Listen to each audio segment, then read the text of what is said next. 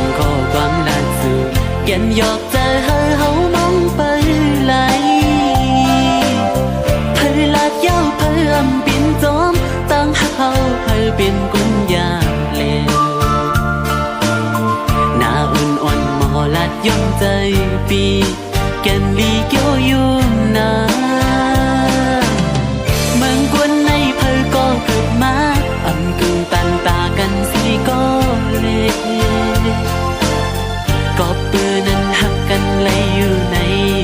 น้องว่าในสู่ว่าหักกันเลยอยู่ใน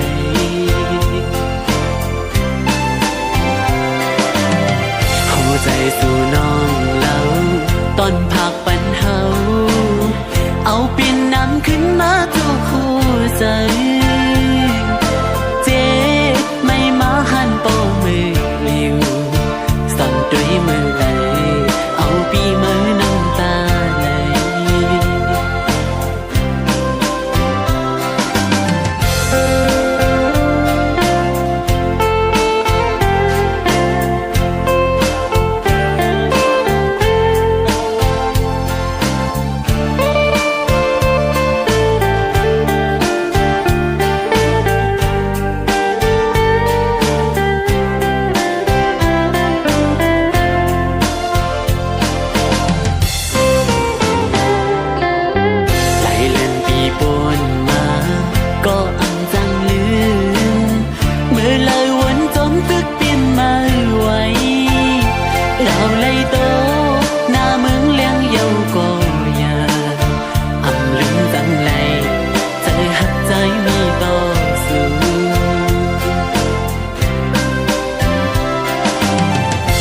ตีปิ่นข้อความล่าสุดเขียนหยอกใจให้เฮามองไปไหล